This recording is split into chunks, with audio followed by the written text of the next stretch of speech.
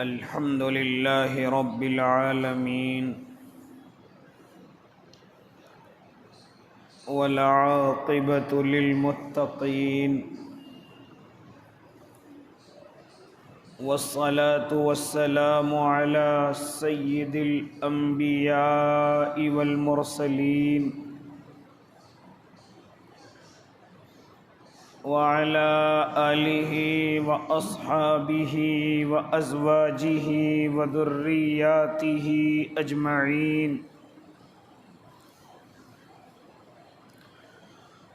اما بعد فاعوذ باللہ من الشیطان الرجیم بسم اللہ الرحمن الرحیم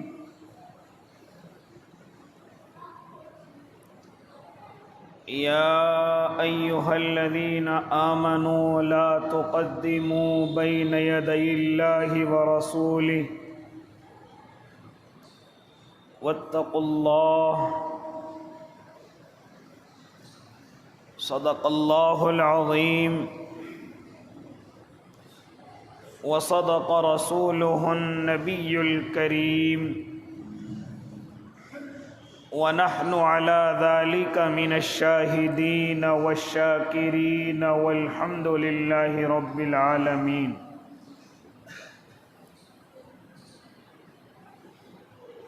واجب الاحترام ساتھیوں، بزرگوں، نوجوانوں اور معصوم بچوں، آپ حضرات کے سامنے سورہ حجرات کی ابتدائی آیت کا تذکرہ چل رہا ہے، جس میں اللہ اپنے محبوب صلی اللہ علیہ وسلم کی عزت و عظمت کے طریقے کو بیان فرما رہے ہیں۔ ارشاد فرمایا اللہ رب العزت نے کہ اے ایمان والو، اللہ اور اس کے رسول سے آگے بڑھنے کی کوشش نہ کرو۔ اس کی وضاحت میں علماء مفسرین نے جو تذکرے کیے وہ آپ حضرات کے روبرو ہوئے کہ صحابہ کرام کو اللہ رب العزت نے ٹوکا اور روکا۔ اسی طریقے سے یہ آیت آج تک قرآن کریم کے اندر موجود۔ اشارہ یہ کہ انبیاء تو اس زمین پر نہیں رہیں گے، لیکن انبیاء کے ورثاء، انبیاء کے وارث اس زمین پر موجود ہوں گے، یعنی علماء کرام ہوں گے۔ تو آپ ان سے بھی آگے بڑھنے کی کوشش نہ کرنا۔ اگر وہ مجمع میں بیٹھے ہوئے ہوں تو ان سے پہلے بولنا یہ ادب کے خلاف۔ اگر وہ راستوں میں چل رہے ہیں ان سے آگے چلنا ادب کے خلاف۔ یہ کچھ باتیں آپ حضرات کے روبرو کی گئی تھی۔ اسی کے ضمن میں علماء کرام ایک اور بات نقل کرتے ہیں کہ لوگوں، اللہ اور اس کے رسول سے آگے بڑھنے کا ایک مطلب یہ بھی ہے کہ تم دین کے معاملے میں کوئی زیادتی نہ کرنا۔ جو چیز دین کے اندر نہ ہو اسے دین سمجھ کر کے اس پر عمل کرنے کی کوشش نہ کرنا۔ یعنی کہ جو دین اللہ نے تمہیں عطا فرمایا، جس دین کو اللہ نے قرآن کے ذریعے سے اپنے محبوب پر اتارا، وہ دین کامل ہے، اکمل ہے، نہ اس میں اب کمی کی گنجائش ہے، نہ اس میں اب بڑھوتری کی کوئی جگہ باقی ہے۔ بلکہ اللہ رب العزت اعلان کر چکے الیوم اکملت لکم دینکم واتممت علیکم نعمتی، کہ ہم نے تمہارے لیے تمہارے دین کو مکمل کر دیا ہے۔ اب اس دین کے اندر نہ کسی کو کمی کرنے کی اجازت ہے، نہ اس دین میں کسی کو زیادتی کرنے کی اجازت ہے، نہ علماء کو ہے نہ عوام کو ہے۔ صرف جتنا دین کے اندر بتایا گیا، جتنا قرآن کے اندر آیا، جتنا احادیث مبارکہ میں آیا، جتنا اللہ کے نبی کی زندگی سے نظر آیا، جتنی باتوں پر صحابہ نے عمل کیا، یاد رکھنا صرف وہی دین ہے۔ اس کے علاوہ کسی کو اپنی مرضی سے اس دین میں بڑھوتری کی اجازت نہیں، نہ اس دین میں کمی کرنے کی اجازت ہے کہ یہ زیادہ ہے اس کو ختم کر دیجئے، یا یہ کم ہے اس کو بڑھا دیجئے۔ یہ طاقت کسی کو اس دین کے اندر نہیں ہے۔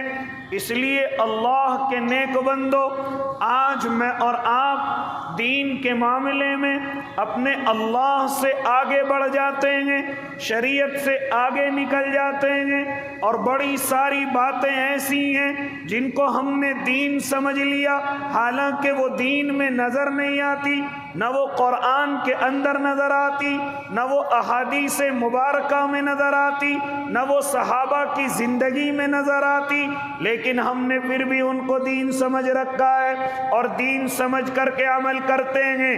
جو دین کے اندر ایسی بات پر عمل کرے، اگرچہ وہ بظاہر ثواب نظر آ رہا ہو، اگرچہ وہ بظاہر نیکیاں نظر آ رہی ہو، لیکن اگر بندہ اس کو نیک دین سمجھ کر کے اس پر عمل کرے گا تو فرمایا یہ دین کے اندر زیادتی ہے، اور دین کے اندر زیادتی کرنا یہ بدعت کہلاتا ہے۔ ہر نئی چیز کو بدعت کہلایا جائے گا۔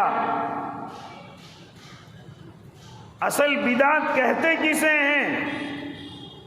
بدعت کا ترجمہ لغوی تو یہی ہوگا کہ ہر نئی چیز بدعت ہے، لیکن سوال کرنے والا عقل کا کورا یہ بھی کوئی کہہ سکتا ہے کہ جب جی ہر چیز نئی یہ بدعت ہے، پھر تو یہ پنکھے بھی بدعت ہیں، یہ بجلی بھی بدعت ہے، یہ چٹائیاں، یہ ٹائلز، یہ سنگ مرمر بھی بدعت ہے۔ ان سے کہا جائے ابھی تو نے پوری بات نہیں سنی ہے۔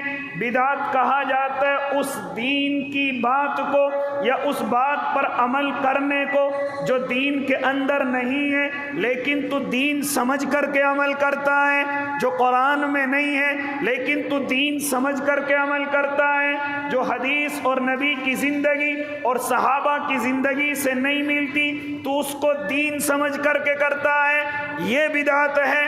کوئی پنکھے کا استعمال دین سمجھ کر کے نہیں کرتا، ضرورت ہے۔ کوئی بجلی کا استعمال دین سمجھ کر کے نہیں کرتا، سنت سمجھ کر کے نہیں کرتا، واجب سمجھ کر کے نہیں کرتا، فرض سمجھ کر کے نہیں کرتا، بلکہ یہ تمام چیزیں انسان کی ضرورت ہیں، اور ضرورت کی چیزوں کو استعمال کرنے والا یہ دنیا کے اعتبار سے ہے، نہ کہ دین کے اعتبار سے۔ کیا ہے بدعت؟ بدعت ہر وہ چیز کہلائے گی جس کو بندہ دین سمجھ کر کے کرتا ہے، حالانکہ وہ دین میں نہیں ہے، حالانکہ وہ شریعت کے اندر نہیں ہے۔ ہر اس چیز کو بدعت کہا جائے گا جو قرآن میں، حدیث میں، نبی کی زندگی اور صحابہ سے ہمیں نہیں ملتی، لیکن ہم اس پر پھر بھی عمل کرتے ہیں، سمجھتے ہیں کہ یہ دین ہے۔ اس کی بڑی ساری مثالیں آپ حضرات کو مل جائیں گی۔ او اللہ کے نیک بندو، اسی لیے اگر کوئی یہ کہے اگر ہر چیز نئی بدعت ہے پھر تو یہ گاڑیاں بھی بدعت ہیں، پھر تو یہ پکے مکان بنانا بھی بدعت ہے، تو اس کو جواب دیجئے کہ ان کا استعمال آدمی دین سمجھ کر کے نہیں کرتا، ان کا استعمال آدمی سنت واجب سمجھ کر کے نہیں کرتا، بلکہ ضرورت سمجھ کر کے عمل کرتا ہے، اس لیے بدعت نہیں ہے، بلکہ بدعت ہر اس چیز کو کہا جائے گا کہ جس کو بندہ دین سمجھ کر کے کرے گا اور وہ دین کے اندر موجود نہ ہوگی۔ بات سمجھ آ گئی؟ اس لیے او اللہ کے نیک بندو، اس کی مثالیں، مثال کے طور پر کوئی آدمی دنیا سے رخصت ہو گیا، کوئی آدمی دنیا سے چلا گیا، اب اللہ کے نبی کا فرمان ہے اپنی میتوں کو ایصال ثواب کیا کرو، اپنی میتوں کو ثواب پہنچایا کرو، ان کے لیے ہاں جیسے بھی تم ثواب پہنچا سکو ویسے ہی ثواب پہنچایا کرو۔ لہذا اب اللہ کے نبی کی طرف سے یہ ایک جملہ نکل کر کے آیا کہ اپنی میتوں کے لیے ایصال ثواب کیا کرو۔ اب ایصال ثواب آدمی نماز پڑھ کر کے بھی کر سکتا ہے، آدمی قرآن پڑھ کر کے بھی کر سکتا ہے، آدمی نفلیں پڑھ کر کے بھی کر سکتا ہے، آدمی حج کر کے بھی کر سکتا ہے، عمرہ کر کے بھی کر سکتا ہے، طواف کر کے بھی کر سکتا ہے، یہاں تک کہ کسی بھی عبادت کو کر کے اس کا ثواب اپنی میت کو پہنچا سکتا ہے۔ کوئی ثواب کا طریقہ، کوئی ایصال ثواب کا طریقہ میرے نبی نے ضروری نہیں کیا کہ نہیں مرنے کے بعد تمہیں یہی کام کرنے پڑیں گے، اس کے علاوہ تم کوئی اور کچھ نہیں کر سکتے۔ او اللہ کے بندو، جن کاموں کو ہم نے مرنے کے بعد ضروری سمجھ لیا کہ اس کے بغیر دین نامکمل ہے، اس کے بغیر ثواب پہنچ ہی نہیں سکتا، یاد رکھنا فرمایا اسی کو تو بدعت کہا جاتا ہے۔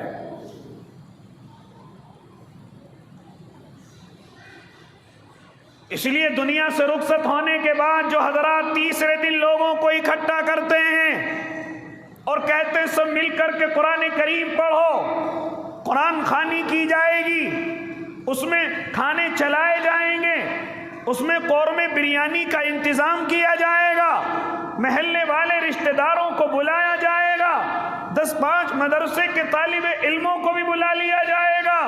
او اللہ کے نیک بندو، ہاں اگر طاقت ہے تو آپ روزانہ کریے، کوئی منع نہیں ہے، لیکن اس کو تیسرے دن کا نام دینا، اس کو تیجے کا نام دینا اور اس کو ضروری سمجھنا۔ اب ذرا دیکھیں ہمیں قرآن میں کہیں تیسرا دن ایصال ثواب کا نظر نہیں آتا، تیسرا دن احادیث مبارکہ میں کہیں نظر نہیں آتا، تیسرا دن ہمیں کہیں صحابہ کی زندگی میں نظر نہیں آتا۔ اس کا مطلب یہ ہے کہ تیسرا دن صرف ہم نے طے کیا ہے، اس کو ثواب سمجھا ہے، اس کو سنت سمجھا ہے، اس کو واجب سمجھا ہے، حالانکہ ہمیں شریعت میں کہیں نظر نہیں آتا اور اس کو ہم دین سمجھ کر کے کرتے ہیں۔ یہ تمام کا تمام کھانا بدعت کہلائے گا،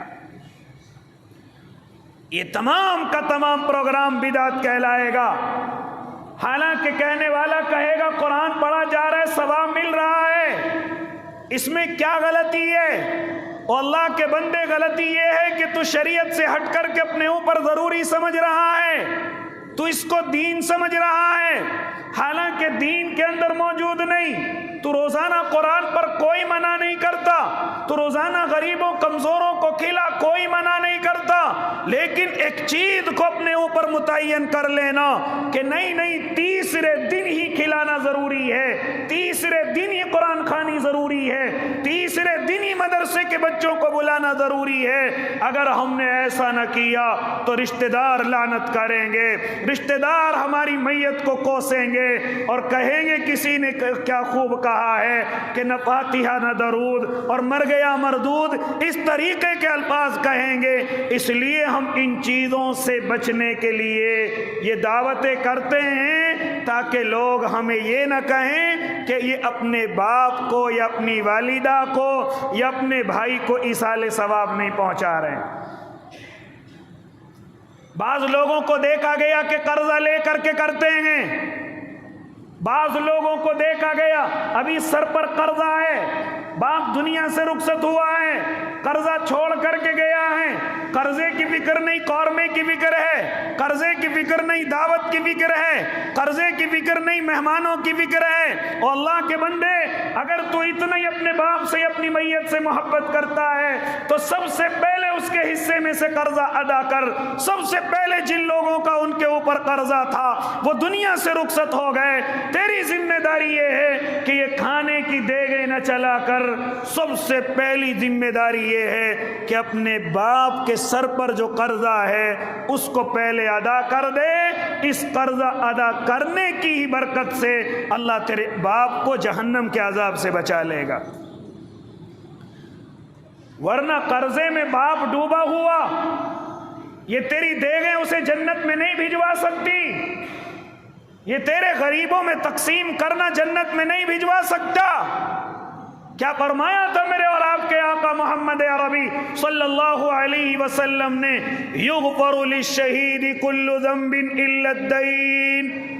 اگر میت شہید ہو کر کے بھی مری ہے، دشمنوں سے مقابلہ کر کے اسے شہادت حاصل ہوئی ہے، اور شہادت سب سے اہم موت ہے، شہادت میرے اللہ کو سب سے زیادہ پسند ہے، شہید میرے اللہ کو سب سے زیادہ پسند ہے، لیکن کیا فرماتے تھے میرے آقا؟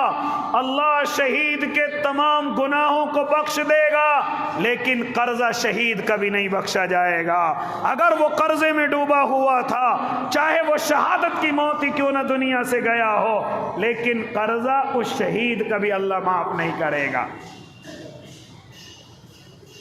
اگر تجھے فکر کرنی ہے تو اپنے باپ کے قرضے کی کر۔ اگر تو چاہتا ہے میرے والد صاحب قبر کے اندر سکون سے رہیں تو اپنے بھائیوں کا حصہ تقسیم کر، اپنی بہنوں کا حصہ تقسیم کر۔ یہ جو بھی کچھ تیرا باپ چھوڑ کر کے گیا ہے، کیا تو گھر کے اندر بڑا ہے تو سب کا مالک تو ہے؟ ایسا نہیں ہو سکتا۔ جو اولاد گھر کے اندر وہ نابالغ چھوڑ کر کے گیا ہے وہ بھی اس مال کے ذمہ دار ہیں، جو بہنیں ہیں تیری وہ بھی اس مال کے ذمہ دار ہیں۔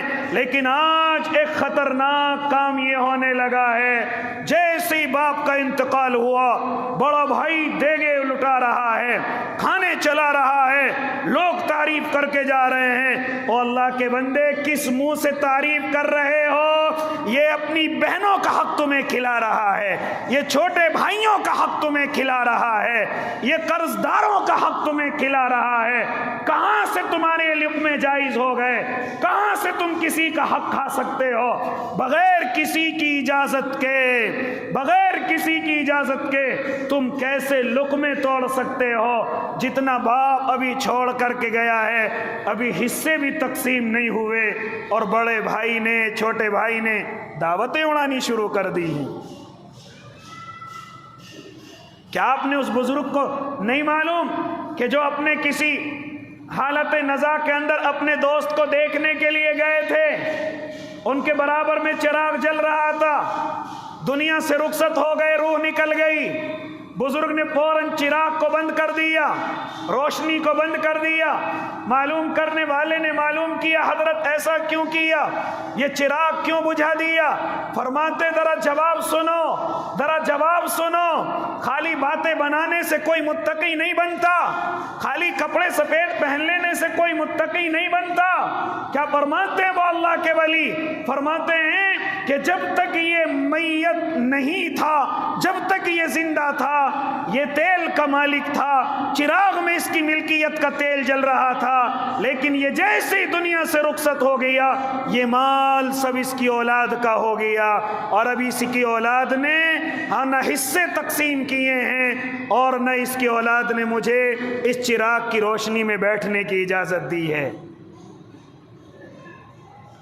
ہم تو بڑے بڑے کھانے ایسے ڈکار کے آ جاتے ہیں، بس ایک ٹائم کا کھانا ملنا چاہیے، کچھ معلوم کرنے کی ضرورت نہیں کہ یہ ہمارے لیے جائز بھی ہے، کچھ معلوم کرنے کی ضرورت نہیں کہ کسی غریب، کسی چھوٹے بچے کا حصہ بھی ہو سکتا ہے، کسی کمزور بچے کا بھی حصہ ہو سکتا ہے، کسی غریب بہن کا بھی حصہ ہو سکتا ہے، لیکن نہیں، ہمیں تو دعوتوں کے اندر جانا ہے۔ اس لیے او اللہ کے نیک بندو، ذرا سنو، جب کوئی دنیا سے رخصت ہو جائے، ذرا سنو، جب کوئی دنیا سے چلا چلا جائے، سب سے پہلی ذمہ داری بنتی ہے حصوں کو تقسیم کیا جائے۔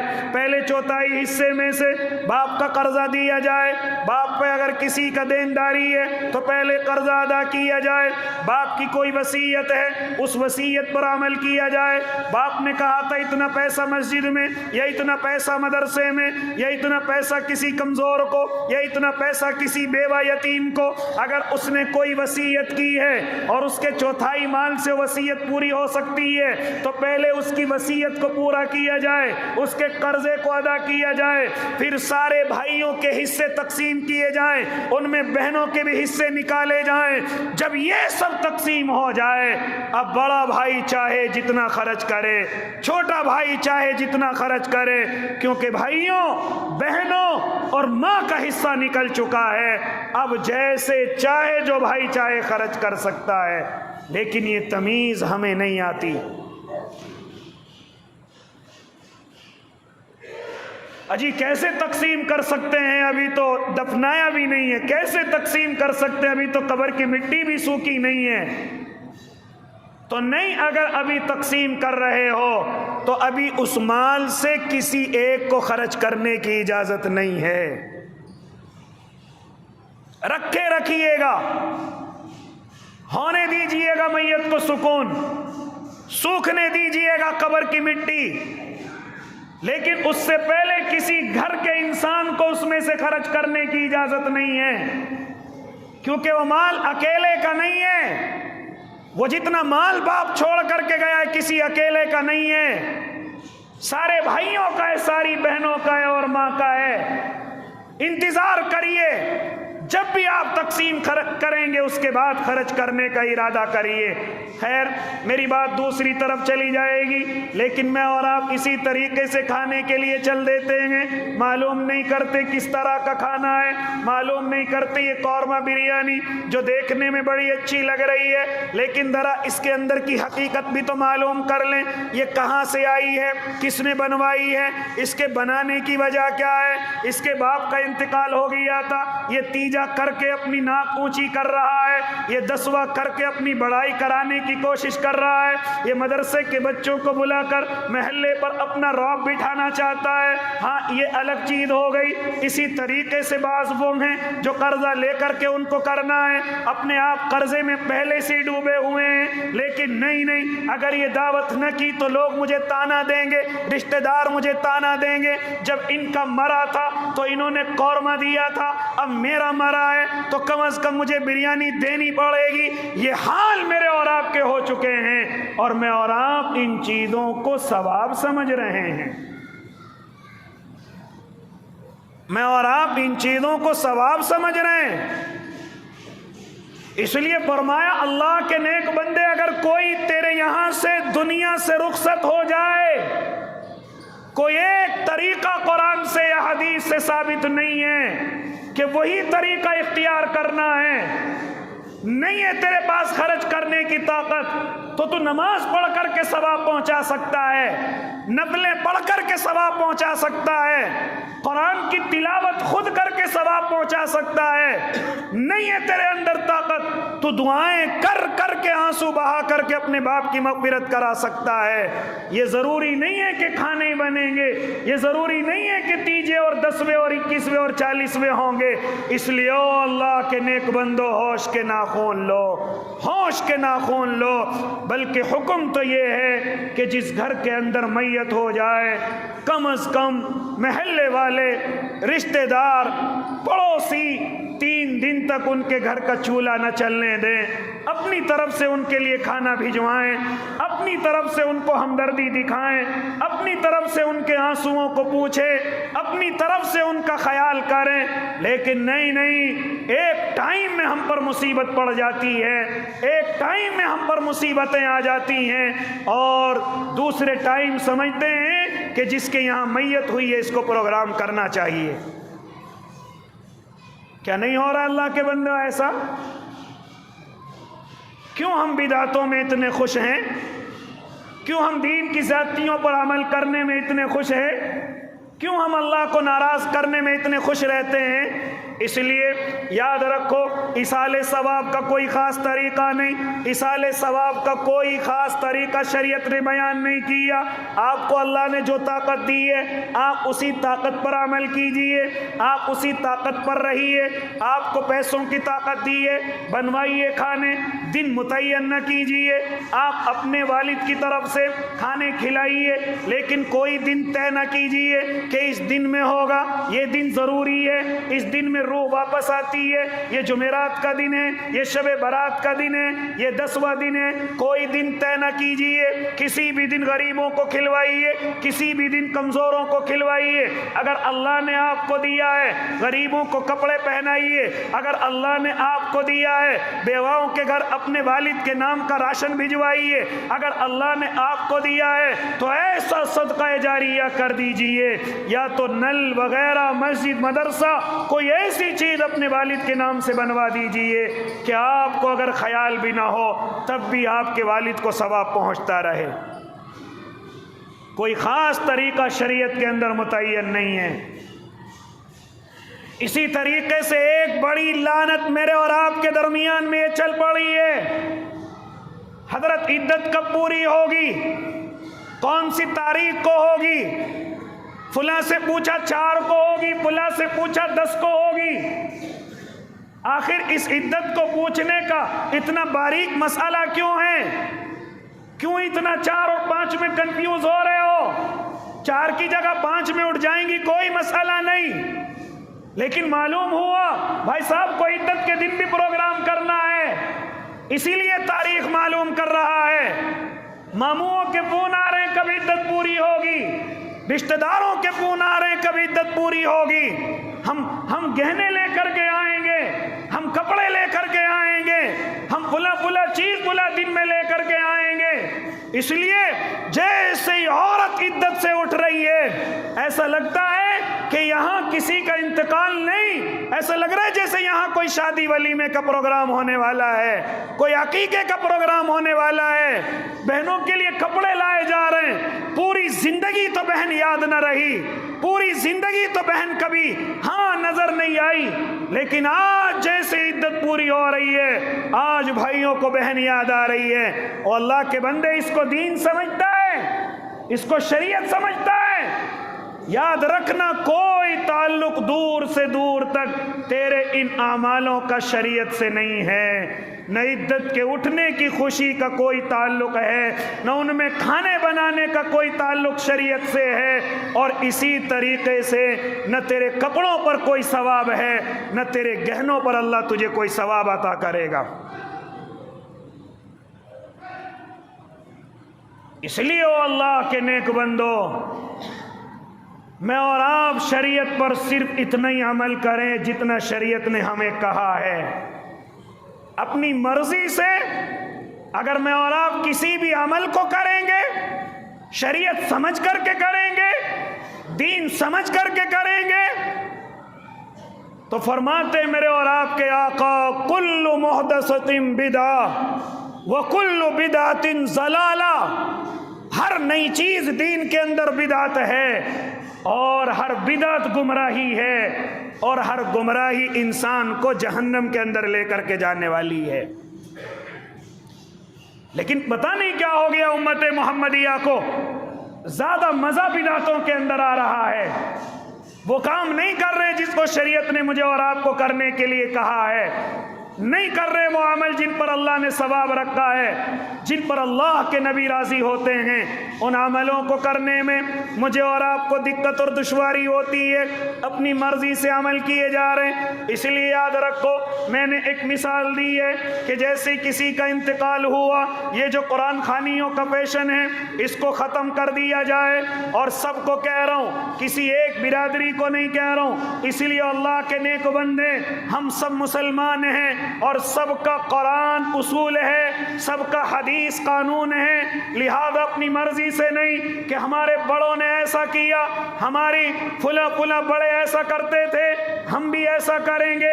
یاد رکھنا، بڑوں کے عمل کو ثواب نہیں کہا جاتا، ثواب قرآن پر عمل کرنے کو کہا جاتا ہے، شریعت پر عمل کرنے کو کہا جاتا ہے۔ جتنا جلدی ہو سکے ان جملوں کو اپنے اندر سے ختم کرو کہ ہمارے بڑے ایسے ہی کیا کرتے تھے۔ جانتے ہو یہ جملہ کفار مکہ کا ہے، یہ جملہ ان لوگوں کا ہے کہ جن کو میرے آقا دین کی دعوت دینے کے لیے چلے تھے اور کہا تھا ان بتوں کی کیوں پوجا کرتے ہو، تو وہ صاف لفظوں میں کہتے تھے ہمارے بڑے کرتے آئے ہیں ہم بھی کرتے ہیں۔ اور میں نے یہ دیکھا کہ مرنے کے بعد ہر برادری کا الگ الگ قانون بنا ہوا ہے۔ ارے فلاں چودھری صاحب فاتحہ میں نہیں آئے، فلاں صاحب اگلے دن نہیں آئے، فلاں کو دعوت نہیں دی، فلاں کو چٹھی نہیں بھجوائی۔ ایسا لگتا ہے کہ آج ہمیں میت بھی مہنگی پڑنے لگی ہیں، آج میتوں کے بعد کا جو پروگرام ہے وہ مہنگا پڑنے لگا ہے۔ او اللہ کے نیک بندو، کیوں ختم نہیں کرتے ان چیزوں کو؟ کیوں میں نے اور آپ نے ساری گمراہیاں اپنے سر لے رکھی ہیں؟ اس لیے دنیا سے رخصت ہونے کے بعد کوئی ایصال ثواب کا طریقہ، کوئی خاص طریقہ شریعت کے اندر موجود نہیں ہے۔ جیسی اللہ نے تجھے طاقت دی ہے ویسے ہی ثواب کا کام کریے۔ ہم نے یہ دیکھا کہ جیسے ہی گھر سے میت اٹھتی ہے 2-4 دن تو قرآن بھی پڑھا جا رہا ہے، 2-4 دن ٹی وی بھی ایک طرف بند کر کے رکھ دیا ہے، 2-4 دن قبر پر بھی پہنچا جا رہا ہے، لیکن اس کے بعد نہ کوئی گھر میں نماز پڑھتا ہوا نظر آتا ہے، نہ گھر میں قرآن پڑھتا ہوا کوئی نظر آتا ہے، نہ قبر پر جاتا ہوا کوئی نظر آتا ہے۔ اور اللہ کے بندے، ایسا لگتا ہے جیسے تو نے 3-4 دن کی محنت میں اپنے باپ کی بخشش کا اعلان کروا لیا ہو، جیسے تو نے اپنے باپ کی بخشش کو لکھوا لیا ہو کہ 3-4 دن میں نے اتنا خرچ کیا کہ اللہ نے مجھے خواب میں کہہ دیا جا تیرے باپ کی بخشش ہو گئی، اب تجھے آگے کچھ کرنے کی ضرورت نہیں ہے۔ قرآن تو پڑھنا دور کی بات، نماز پڑھتے ہوئے پھر نظر نہیں آتے، نمازوں کی پابندی کرتے ہوئے نظر نہیں آتے، صرف اپنی مرضی سے ایصال ثواب کے طریقے نکال رکھیں گے۔ اس لیے او اللہ کے نیک بندو، عقل کے ناخون لو اور صرف انہی باتوں پر عمل کرو جن کا ہمیں شریعت نے اور قرآن نے اور اللہ کے نبی نے حکم دیا ہے۔ تو یہ میں نے ایک مثال دی تھی ایصال ثواب کی، اس لیے اللہ کے بندو جیسی اللہ نے طاقت دی، وقت ہے، گنجائش ہے، اسی اعتبار سے ایصال ثواب کریے، اپنی جان پر ظلم نہ کیجیے، اپنے آپ کو قرضے میں نہ ڈبوئیے اور اس کو ثواب نہ سمجھیے، اور جو اس کام کو نہیں کر رہا اس پر لعنت نہ کیجیے، اس کو وہابی یا اس کو برا نہ کہیے، بلکہ سمجھیے کہ شریعت پر عمل کرنے والا ہے، آگے بڑھیے۔ اسی طریقے سے اللہ کے نیک بندے، بدعتوں کی کہاں تک مثالیں دوں، آؤ ذرا آگے بڑھیے۔ شب برات کا موقع آیا، ارے اس میں حلوہ بنانا ضروری ہے، محلے میں تقسیم کرنا ضروری ہے۔ کہنے والا اگر کہے کیوں کر رہے ہو تو کہتے اس میں برائی کیا ہے، حلوے میں کون سا گناہ ہے؟ ارے گناہ حلوے میں نہیں ہے، بلکہ جو حلوہ تو نے شب برات سے طے کر دیا اس میں گناہ ہے۔ تو روزانہ بنا، تجھے کوئی منع نہ کرے گا، روزانہ بنا کر کے تقسیم کر، کوئی تجھے گناہگار نہ کہے گا، کوئی تجھے بدعتی نہ کہے گا، لیکن کسی دن کو کسی کھانے کے لیے خاص کر لینا، یاد رکھنا یہ بدعت بن جاتا ہے، کیونکہ میں اور آپ اس کو دین سمجھ کر کے کرتے ہیں۔ آج کل دماغوں کے اندر یہ بات رہتی ہے اجی کوئی گناہ تو نہیں ہے تو ثواب ہی۔ اور اللہ کے بندے، کبھی کبھی جو دیکھنے میں ثواب نظر آتا ہے وہ بھی گناہ ہوتا ہے، دیکھنے میں جو عبادت نظر آتی ہے وہ بھی گناہ ہوتا ہے۔ مثال کے طور پر مغرب کی نماز میں 3 رکعتیں ہیں، کوئی عقل مند میرے جیسا یہ کہنے لگے کہ نہیں مجھے تو 4 پڑھنی ہے، رکعت بھی زیادہ ہو جائے گی، قرآن بھی زیادہ پڑھا جائے گا، سجدے بھی زیادہ ہو جائیں گے، رکوع بھی زیادہ ہو جائے گا، نماز بھی لمبی ہو جائے گی، تو اس میں ثواب زیادہ ہے۔ ثواب نہیں ہے، تیری نماز ہی نہیں ہوگی، تو نے 4تھی رکعت ملا کر کے ان تینوں کو بھی ختم کر دیا ہے، تو نے چوتھی رکعت ملا کر کے ان 3 فرضوں کو بھی برباد کر دیا ہے۔ اس لیے بہت ساری چیزیں مجھے اور آپ کو ثواب نظر آتی ہیں، حالانکہ وہ ثواب نہیں ہوتی، وہ جو تو ثواب کر رہا ہے اس کو بھی برباد کر دیتی ہیں۔ جس طریقے سے سفر میں چلنے والا مسافر، جس کو میرے اللہ نے اجازت دے رکھی ہے کہ اگر تو سفر پر ہے تیری 4 رکعت 2 ہیں، وقت ہے تو سنتیں وغیرہ بھی معاف ہیں، لیکن اگر کوئی کہنے لگے نہیں مجھے تو 4 پڑھنی ہے، مجھے تو 4 کا ثواب زیادہ ہے، ثواب نہیں تو گناہگار ہوگا، کیونکہ تو اللہ کے بتائی ہوئی بات پر عمل نہیں کر رہا ہے، تو اپنی مرضی سے چل رہا ہے، تو اپنی مرضی سے دین پر عمل کر رہا ہے۔ دین نام اسی کا ہے جہاں تک اللہ نے کہا، جہاں تک نبی نے کہا، اور جتنا کہا صرف اتنا ہی کرنے کا نام دین ہے۔ اپنی مرضی سے اگر ذرا سا بھی آگے بڑھ گئے تو یاد رکھنا یہ بدعت کہلائے گی، اور بدعت گمراہی ہے، اور ہر گمراہی انسان کو جہنم میں لے جانے والی ہے۔ اس میں برائی کیا ہے؟ اس میں غلط کیا ہے؟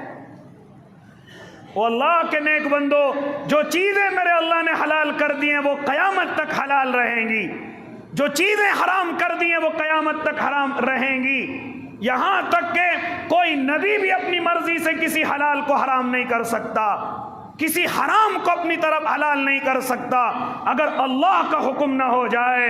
یہاں تک کہ آؤ ذرا اس کی مثال دیتا چلوں، میرے اور آپ کے آقا محمد عربی اپنی ازواج سے ملنے کے لیے جاتے ہیں، محترمہ آپس میں مشورہ کر لیتی ہیں کہ ذرا ہم اللہ کے نبی کو اشاروں میں قائل کریں گے اور کہیں گے فلاں بیوی سے مل کر کے آ رہے ہو، اس کی وجہ اور اس کا اشارہ یہ دیا کہ تمہارے منہ سے شہد کی بو آ رہی ہے، یعنی ایک بیوی میرے آقا کو شہد پلایا کرتی تھی تو اشارہ اس طرف کیا تمہارے منہ سے شہد کی بو آ رہی ہے، اصل مقصد تھا میرے آقا کو قائل کرنا کہ تم اس بیوی سے مل کر کے آ رہے ہو جو تمہیں شہد کھلاتی ہے، جو تمہیں شہد پلاتی ہے۔ میرے آقا کو غصہ آیا اور میرے آقا نے فرمایا میں نے اپنے اوپر شہد کو حرام قرار دے لیا ہے، اب کبھی اپنے منہ کو شہد نہیں لگاؤں گا، یہ میرے لیے حرام ہے۔ فوراً آیت اتر کر کے آئی یا ایھا النبی لم تحرم ما احل اللہ، اے نبی جی آپ ہماری کسی حلال چیز کو حرام نہیں کر سکتے۔ جب نبی کو یہ اجازت نہیں تو مجھ جیسی کھیت کی مولی کو کہاں سے اجازت ہو سکتی ہے؟ مجھ جیسے کم علم کو کہاں اجازت ہو سکتی ہے کہ اپنی مرضی سے دین کے اندر کوئی بھی چیز بڑھا دوں اور اپنی مرضی سے دین کے اندر کوئی بھی چیز کم کر دوں؟ اور آج مسلمان دھڑلے سے نہ جانے کن کن چیزوں پر عمل کر رہا ہے اور اس کو دین سمجھ رہا ہے، نہ جانے کن کن باتوں پر عمل کر رہا ہے اور ان کو دین سمجھ رہا ہے، حالانکہ دین کا ان سے دور دور تک بھی کوئی تعلق نہیں ہے، شریعت کا دور دور تک بھی کوئی تعلق نہیں ہے۔ اس لیے اللہ کے نیک بندو ذرا غور کرو کہ ہم ایسی باتوں پر روزانہ الجھے ہوئے ہیں، روزانہ ان کو دین سمجھ کر کے ہم نے ان کو اپنے اوپر ضروری قرار دے رکھا ہے۔ ان چیزوں سے اپنے آپ کو نکالو، ان بدعتوں سے اپنے آپ کو نکالو۔ خاص طور سے سب سے زیادہ جو ہمارے گھروں میں بدعتیں ہوتی ہیں وہ کسی میت کے دنیا سے رخصت ہونے کے بعد ہوتی ہیں، کسی کے دنیا سے چلے جانے کے بعد سب سے زیادہ ہم اپنے گھروں میں بدعتوں کے دروازے کھولتے ہیں، کہیں تیجے، کہیں 10ویں، کہیں 40ویں، کہیں قرآن خوانی کے نام پر کھانے قورمے، برادریوں کو جوڑنا، یہاں تک کہ پارے پڑھنا اور کوئی ان میں پڑھنے والا نہیں، کوئی بیٹھا ہو وہیں قرآن پڑھا جا رہا ہے، کوئی وہیں اپنی دنیا کی باتیں کر رہا ہے، کوئی وہیں بیڑی سٹی آ رہا ہے، سگریٹ میں پلیٹ میں رکھی ہوئی ہیں، یہاں تک کہ بیٹھے ہوئے پورا پروگرام کر رکھا ہے۔ او بھائی کیا ہو رہا ہے؟ اجی عطیہ کا پروگرام ہے، یہ پروگرام کیا ہے؟ اجی بس ثواب پہنچا رہے ہیں، یاد رکھنا ثواب نہیں ہے، کہیں اس حرکت کی وجہ سے تیری میت کو اللہ عذاب کے اندر مبتلا نہ کر دے۔ اس لیے صرف اتنا ہی عمل کیجئے جتنا قرآن اور حدیث کے اندر موجود ہے، میرے اللہ نے اس دین کو مکمل کر دیا ہے۔ الیوم اکملت لکم دینکم واتممت علیکم نعمتی، تمہارے لیے تمہارا دین مکمل ہو چکا ہے، اب کوئی نہ اس میں زیادتی کر سکتا ہے نہ اس میں کمی کر سکتا ہے۔ رہی ان مولویوں کی بات، یہ مولوی اس دین کے ٹھیکیدار نہیں ہیں، اس دین کے مالک نہیں ہیں۔ ذرا سن لینا سب کان کھول کر کے کہ ہمیں فلاں مولوی نے بتایا ہے، ہمیں فلاں عالم نے بتایا ہے۔ اور آج کل تو عالموں کی بھی ضرورت نہیں، کوئی داڑھی والا کچھ بھی بتا کر کے چلا جائے، داڑھی والوں کی بھی ضرورت نہیں، کوئی بوڑھی اماں گھر میں کچھ بھی بتا کر کے چلی جائے، ہم فوراً اسی پر عمل کرنا یا اسی کے وہم میں پڑنا شروع ہو جاتے ہیں۔ اب ایک صاحب بتلا رہے تھے کہ جی 3 بچوں کی شادی ایک ساتھ نہیں کر سکتے۔ کیوں نہیں کر سکتے؟ کس نے منع کیا؟ کیوں اپنے اوپر ظلم کرتے ہو؟ اگر تمہارے 3 نہیں، اگر تمہارے 10 بچے بھی جوان ہو گئے، فوراً شادی کیجئے، ایک دن کیجئے، فوراً بچے تلاش کر کے شادی کیجئے۔ یہ کہاں سے بدعتیں لے کر کے آئے؟ یہ اہل تشیع سے، شیعہ حضرات سے ہمارے گھروں کے اندر پیوست ہیں۔ 3 شادی نہیں کر سکتے، اور اس کا جواب ایسا سمجھداری کا دیتے، 3 تگاڑا کام بگاڑا۔ او اللہ کے نیک بندے، کہاں سے حرکت لے کر کے آیا؟ نماز میں 3 دفعہ رکوع کرتا ہے، 3 دفعہ رکوع کی تسبیح پڑھتا ہے، 3 دفعہ سجدے کی تسبیح پڑھتا ہے، 3 دفعہ وضو میں کلی کرتا ہے، ناک میں پانی ڈالتا ہے۔ آج تک تیری نماز نہیں بگڑی، آج تک تیرا وضو نہیں بگڑا، پھر تیری یہ 3 شادیاں کیسے بگڑنے لگی؟ اس کا مطلب یہ ہے کہ یہ حرکت کہیں اور سے ہمارے گھر کے اندر آئی ہے۔ ایک چاند میں شادی نہیں کر سکتے، 2 چاند میں نہیں کر سکتے، فلاں مہینے کے فلاں دن میں نہیں کر سکتے، فلاں مہینے میں نہیں کر سکتے، ہاں جوڑے میں نہیں کر سکتے، 28 26 30 ان میں نہیں کر سکتے۔ ارے آج تک ہمیں یہ مسئلے معلوم نہیں، تو نے کون سی کتاب پڑھ رکھی ہے؟ پتہ نہیں کن کن بدعتوں کے اندر ہم شامل ہیں۔ اور خدا نہ خواستہ اگر ایسا کرنے والا کسی پریشانی میں مبتلا ہو جائے، مثال کے طور پر کسی کی شادی 28 چاند کی تاریخ میں ہو گئی اور اس کو کوئی پریشانی آ گئی، ہاں منع نہیں کیا تھا تجھے اس تاریخ میں مت کرنا، منع نہیں کیا تھا جب تو نہیں سمجھا، اور وہم کے اندر پڑ جاتے ہیں اور اب دوسروں کو بھی سبق دینے لگتے ہیں، بھائی صاحب ایسا مت کرنا، میں خود پریشانی جھیلا ہوا ہوں۔ یہ ہمارے یقین ہو گئے۔ اس لیے او اللہ کے نیک بندو، عقل کے ناخن لو اور صرف اتنا ہی عمل کرو جتنا شریعت نے مجھے اور آپ کو حکم دیا۔ کوئی دن، کوئی مہینہ، کوئی ہفتہ منحوس نہیں، 3 کرو، 4 کرو، 11 کرو شادیاں، کوئی منحوس نہیں۔